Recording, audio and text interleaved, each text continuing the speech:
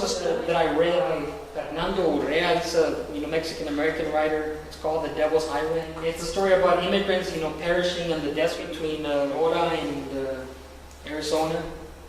That story of I think it's like 20, immigrants crossing the desert. They get lost, and when they're rescued, it's only like 7 that are alive. And the ones that are found alive, they're hiding under mesquite, branches because trying to survive the heat. That put the idea in my mind of doing a painting of a man, stranded in the desert. Somebody waiting to be rescued. I've always referenced religious work. So if you're familiar with the painting of Saint Sebastian, making that reference as well. It's my own interpretation of the story of La Llorona.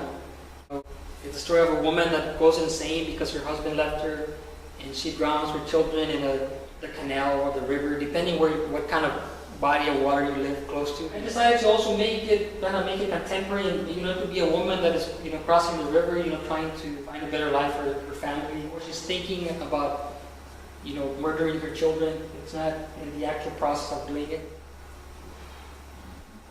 This one, again dealing with the culture and the music. I got into this habit of making the figures like slightly bigger than life size, lowering the horizon line at the knee. It was something that I observed by looking at a lot of paintings of Velázquez.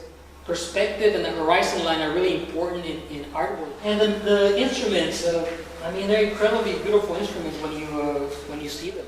It's 8 feet by 6 feet.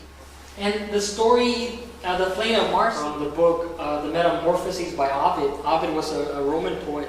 Again, kind of touching with the idea of the corridos and how they're pleasant to listen to despite the violence that they're talking about. I found that connection with this poem and this painting. The poem talks about this really horrible event.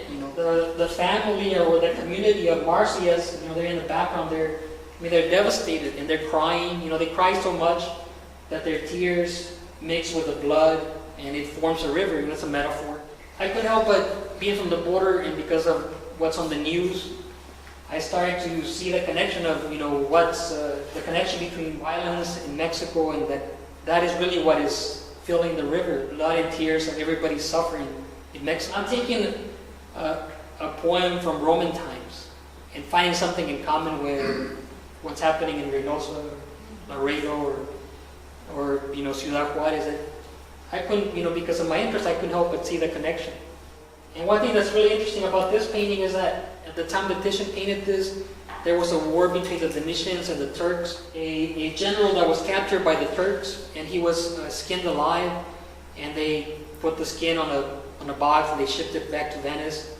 So that was like big news at the time that Titian was alive, and they say that's really what motivated him to do this painting. Next images are going to be very gruesome. As I started to look at images coming out of Mexico, executions and beheadings, I couldn't help but see the similarity with Baroque art. This is an execution in, I think, like outside of Cadereyta. Like you've got 2 hitmen for the golf cartel that have beheaded somebody.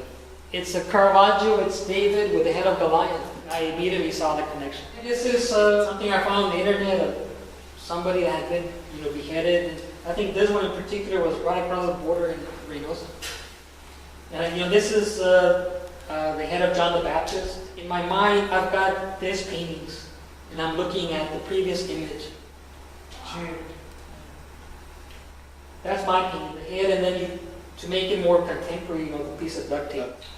These are my paintings. These are slightly bigger than life size. They're like 24 by 18. Yeah, I started, do single paintings, beheadings, because that's what was being shown in the newspaper.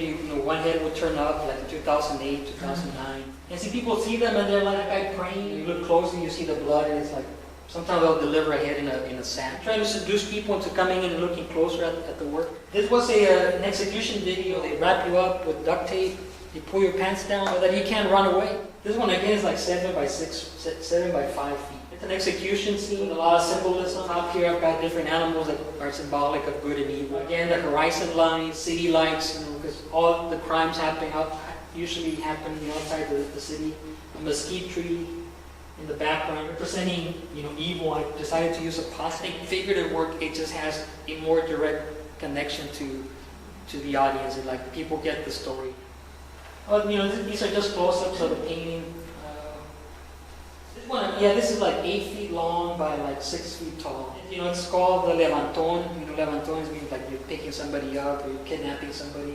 But it's something incredibly evil that they're doing to people. Just because people have gotten so used to it, they found a language that is just kind of benign. I don't have anybody that's recognizable.